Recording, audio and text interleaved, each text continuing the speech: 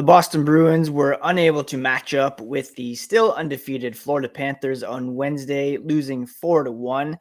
My name is Ian McLaren. This is the Locked On Boston Bruins podcast. And on today's episode, we're going to dig into this game, what went wrong for the Bruins, and where they stand after this game, heading into Thursday's contest against the Carolina Hurricanes. Let's get into it, shall we?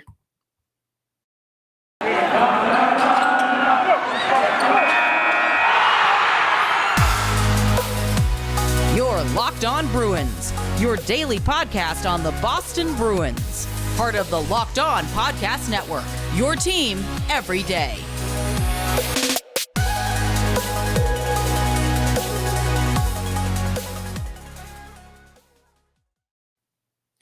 That's right. Our Bruins are now 3-2 on the young season after losing 4-1 to the Florida Panthers last night.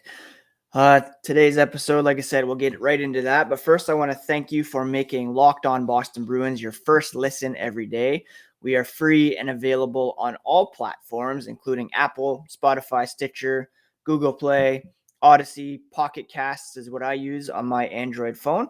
We're also on YouTube, so please do subscribe. Give a thumbs up to those videos. All your support really does mean a lot. And we are, I think, tracking to possibly contend for the second highest download month in the history of the podcast, which is great. For those of you who may be new, my name is Ian McLaren. I am a former full-time hockey writer for The Score. Been writing about hockey for about 16 years. The Joe Thornton trade to San Jose was my first jump into hockey blogging. And I'm a lifelong Bruins fan, cheering for the black and gold since the Cam Neely, Ray Bourque days. And here we are talking about a loss to the Florida Panthers, who remain undefeated, a perfect 7-0-0 to begin the season. The Bruins did get off to a good start by opening the scoring with 9:23 to go in the first period. Charlie Coyle jumped on a loose puck that was freed up by a brilliant forecheck by Jack Stanika. Coyle banked one in off the Florida defender. The Bruins outshot the Panthers 15-5 in the first period. We're tracking to, have a pretty promising start and perhaps an end result, but the Bruins allowed Mason Marchment to score with about 5:44 left in the opening period to tie things up heading into the second. Head coach Bruce Cassidy said, shared responsibility on that one. They didn't eat the puck, didn't come close to, closing off that opportunity, just weren't there to support Linus Ullmark, and they didn't get the save that they needed from Ullmark on that one either. They didn't have a whole lot going, Cassidy said, the Panthers, and now they've got life coming out of the first period, and that's a goal that shouldn't have happened, he said. And then from there, the Panthers took control in the second period with a dominant effort. They really turned the tables on the Bruins by outshooting them 14-2. They got goals from Eetu Luostarinen, then another one from Anthony Duclair, who tucked one just inside the post, past Ullmark's skate blade while falling to the ice. Bruce Cassidy said they got outplayed a little. It's not like one team dominated. Each had their way in a period. The Bruins dominated in the first, shot-wise. Sergei Bobrovsky certainly came up big for the Panthers in the first period.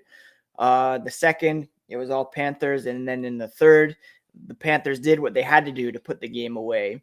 The Bruins did have a bit of a push, but it came down to a couple plays in each end where they got a save or they finished, or vice versa. So, the story of the game, the Bruins, looking at the underlying numbers, in all situations, they had 58 shot attempts compared to 52 for Florida.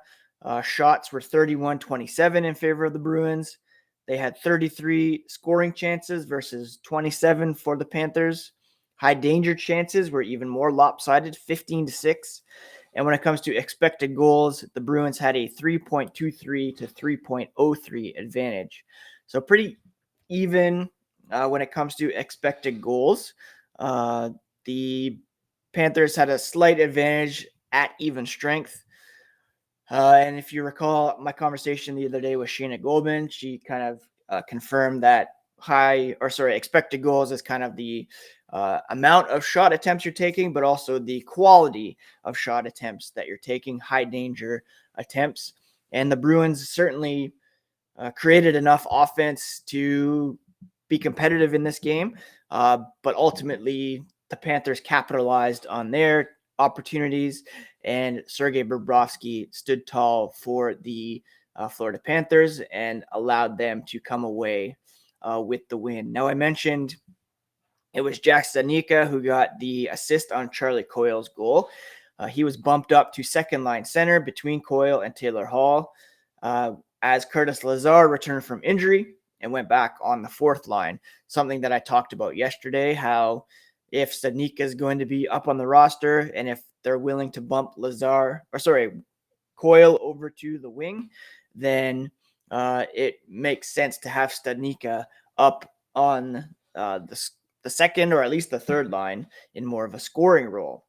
Now, Bruce Cassidy, he said Studnicka has had better games than the one he played last night.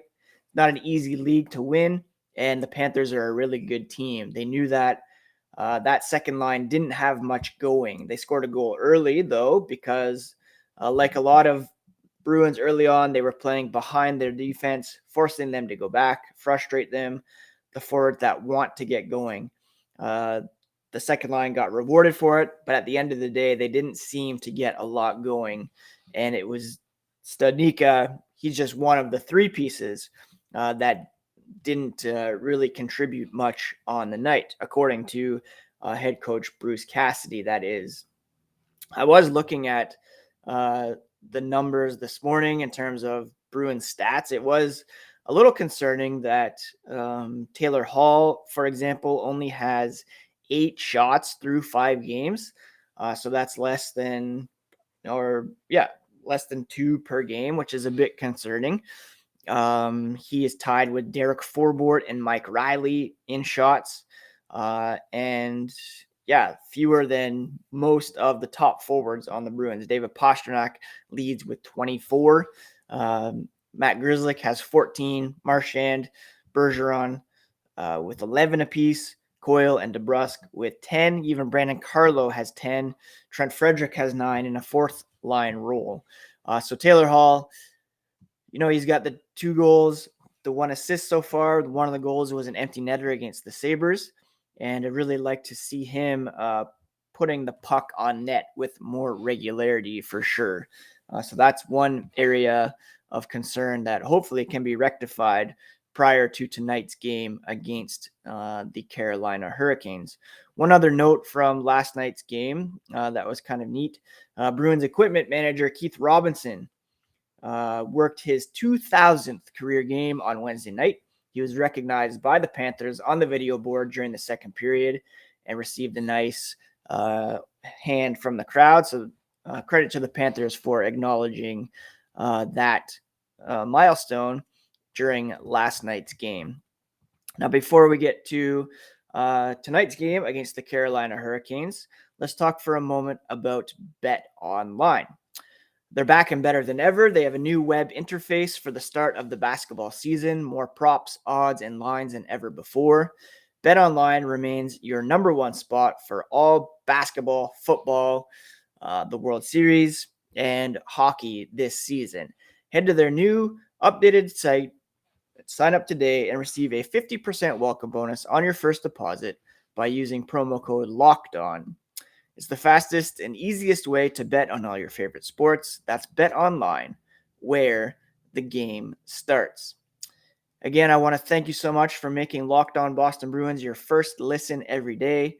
We are free and available on all podcast platforms, and we also have the YouTube channel going. You may have noticed last night, if you're on the YouTube, that I dropped a bonus clip following the game, just a little recap. And you can expect more bonus content on there as well. when it comes to breaking news and things like that. Now, the Boston Bruins are back in action tonight. Not too much time to, regroup, recover. There's going to be an optional morning skate in Carolina at around 11:30, and Bruce Cassidy will be available to the media at around 5:45 to confirm or announce any lineup changes that are to take place. The Carolina Hurricanes enter this one 1 point back of the Washington Capitals for first place in the Metropolitan Division. However, by virtue of point percentage and goal differential, they are tops in the Metro. They're a perfect 5-0-0. So the Bruins will have another attempt to end a team's undefeated streak to begin the season. And they have a plus 14 goal differential, which is one of the highest in the NHL. It's tied for second with the St. Louis Blues, behind only the Florida Panthers, who the Bruins played last night. The Bruins are a level 0 when it comes to goal differential, 15 goals for, 15 goals against. The defense really needs to tighten up. We know that was a strength of the Bruins last season, or in seasons past anyways, goals against per game. Right now, when it comes to goals against per game, they are kind of middle of the pack, 3 goals per game allowed, 3 goals for. So that really needs to level off a little bit. That 3 goals per game, very uncharacteristic of a Bruce Cassidy coached team.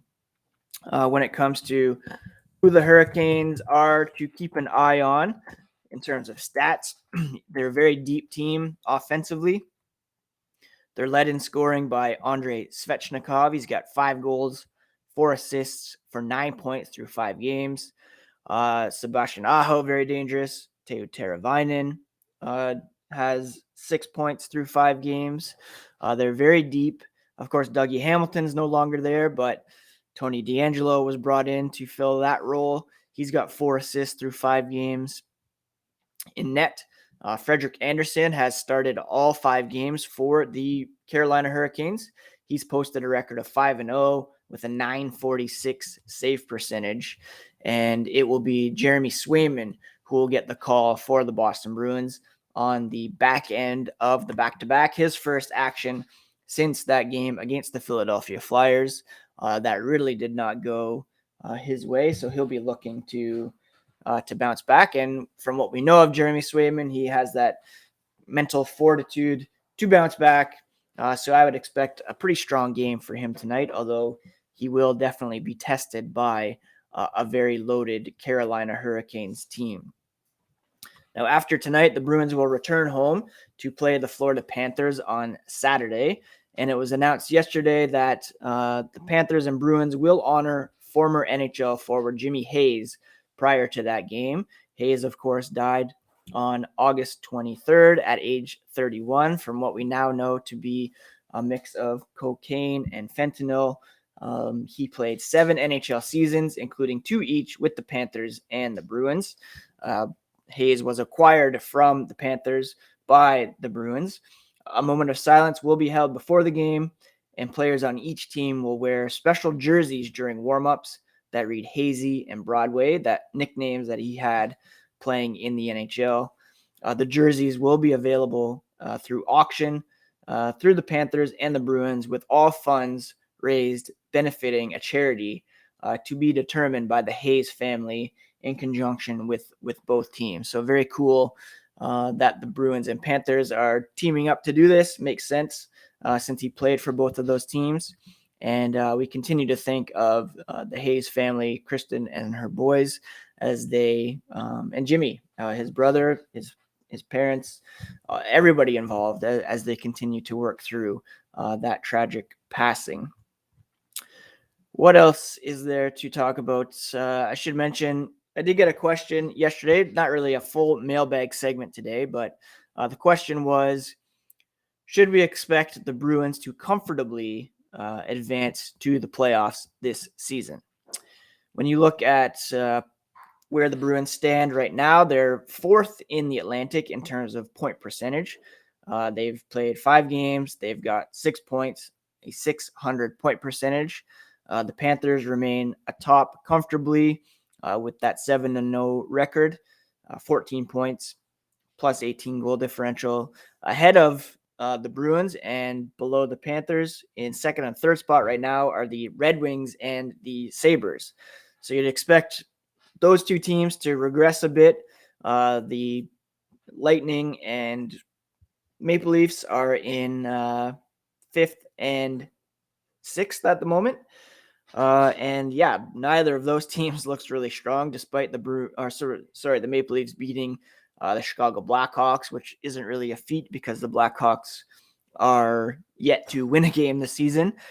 So yeah, if let's say 4 of the teams make it, the Bruins certainly seem to be well in the mix with the Maple Leafs and the Lightning, if not ahead of them at the moment.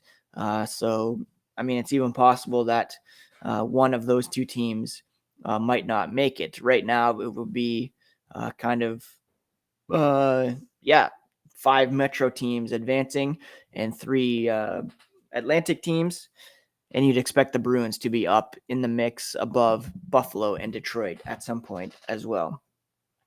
Before we get into some news and notes from around the NHL, let me talk about Rock Auto. This episode is brought to you by Rock Auto, and with the ever-increasing numbers of makes and models, it's almost impossible for your local chain auto parts store to stock all the parts you need. Why endure often pointless or seemingly intimidating questioning and wait while the person behind the counter orders the parts on their computer, choosing only the brand their warehouse happens to carry? You can save time and money by using Rock Auto. It's a family-owned business, and they've been serving do-it-yourselfers for over 20 years. Their prices are reliably low for every customer, and they have everything you could need, from brake parts, tail lamps, motor oil, even new carpet. Go explore their easy-to-use website today to find the solution to your auto parts needs. Again, that's rockauto.com. See all the parts available for your car or truck. Write Locked On in their "How did you hear about us" box so they know we sent you. Amazing selection, reliably low prices, all the parts your car will ever need at rockauto.com. The huge story in the NHL on Wednesday was the continued fallout from the Chicago Blackhawks sexual assault investigation. The details of the independent investigation were released on Tuesday, and in light of that, Kyle Beach identified himself as one of the victims in the investigation. He stepped forward. He's the player at the center of the investigation into allegations of sexual assault by former video coach Brad Aldrich. He had a very emotional 25-minute interview with Rick Westhead of TSN, who has done incredible work to bring this story to light. He expressed relief and vindication. He said it was no longer my word against anybody else's, adding it was very special and important to him to have the truth come out. He recalled what happened to him after the abuse by Aldrich, the Blackhawks organization's efforts to cover up the incident, subsequent denials. He said the Blackhawks said they did an investigation. They said his claims were meritless. To me, I took that as them saying to the world that I was a liar, that I was lying. He singled out the role of then head coach Joel Quenneville in the club's handling of the incident. Quenneville said in a statement this past summer that he had no prior knowledge of Beach's claims at the time until he heard about it through the media. But that was proven in the investigation to be false. Quenneville will be meeting with NHL Commissioner Gary Bettman here on Thursday. And there was, many eyebrows raised last night as to why Quenneville was allowed to coach the Panthers in that game against the Bruins, with this hanging over him, with his meeting with Gary Bettman pending. Definitely a terrible look for the Panthers and the NHL that he was allowed to coach that game. Beach said he believes everyone in the Blackhawks room knew about the allegations. He also voiced his disappointment over the NHLPA's lack of action. He stepped forward Now, in part because while the report referred to him as John Doe, the details of the report made it possible to figure out his identity, which should have been redacted from the report. He indicated it was also part of his recovery as a survivor. He wants to bring about change within the NHL to assure this never happens again. He said, quote, "The NHL has let me down, and they've let others down too, and they continue to try to protect their name." He hopes that through the NHL, Commissioner Gary Bettman takes this seriously and that he does his due diligence. Even after last night's Blackhawks Maple Leafs game, Patrick Kane, Jonathan Toews both came out and said that they weren't aware of it until later. They lauded former general manager Stan Bowman as a good person and, just unnecessary and really disappointing of those two players. They're remaining loyal to their organization, to people who played a big role in their lives and careers. But heaping praise on them certainly isn't a good look. Former Blackhawks, again, head coach, current Panthers bench boss Joel Quenneville stood by his statement prior to the game against the Bruins that he first learned about the allegations this summer, and he did not meet with the media following the game. So again, he's scheduled to meet with Gary Bettman today. Winnipeg Jets general manager Kevin Cheveldayoff will meet with Bettman in New York on Monday. He was Blackhawks assistant general manager in 2010 and was also named in that report. Very brave and courageous of Kyle Beach to come out and identify himself, to want to help create some change around the NHL. He was a first round pick in 2008, never played a single game at the NHL level. And, the reasons for that are pretty evident at this point. And it's a tragedy that his career and his life was ruined by this organization. So we continue to stand by Kyle Beach and thank him for his bravery in coming forward. Elsewhere, big news for the Tampa Bay Lightning. Nikita Kucherov is expected to miss 8 to 10 weeks following surgery for a lower body injury. Not sure they'll be able to get away with putting him on the shelf until the playoffs. But Kucherov, again, out and will be on LTIR. A couple players the other night who used to be part of a Bruins-Canadiens rivalry, PK Subban, received a $5,000 fine for a dangerous trip against Calgary Flames winger Milan Lucic on Tuesday, which is kind of humorous to look back and see the rivalry that they had back when they were with their old clubs. Finally, just another note about the fallout from the Blackhawks. Stan Bowman removed as general manager of Team USA for the men's Olympic hockey team. Bill Guerin expected to be named GM, and he is under investigation in his own right for a sexual assault investigation involving the Pittsburgh Penguins when he was with that club. So a very curious decision to promote him to that role as well. Anyways, apologies for a bit of a heavy end to the podcast today, but I thought it was important to talk about that, especially with Quenneville's role in the game last night. And I always like to touch on these kind of bigger hockey stories on the Locked On Boston Bruins podcast because it affects the game as a whole. I thought Patrice Bergeron, just to end, had a very important response to everything yesterday. Let me just pull up that tweet. I think it was Matt Porter who tweeted it out. What did Bergeron have to say? Bear with me here. First of all, Kyle Beach on Joel Quenneville said there's absolutely no way that he can deny knowing it, and there's absolutely no way that Stan Bowman would make up a quote like that, referring to Quenneville saying that he prioritized basically winning the cup that year over Kyle Beach's physical and mental well-being. Patrice Bergeron, just to close, said, "You have to make sure you handle things the right way and in a timely manner as well. Hockey's one thing, but obviously there's more important things in life, and you have to prioritize those things." Much respect to Patrice Bergeron always for showing character and leadership.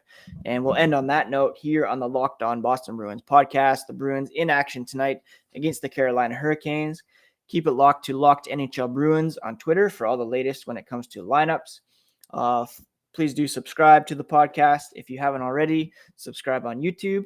And we'll be back tomorrow to recap tonight's game on the Locked On Boston Bruins podcast, part of the Locked On Podcast Network, your favorite team every single day. Take care, friends.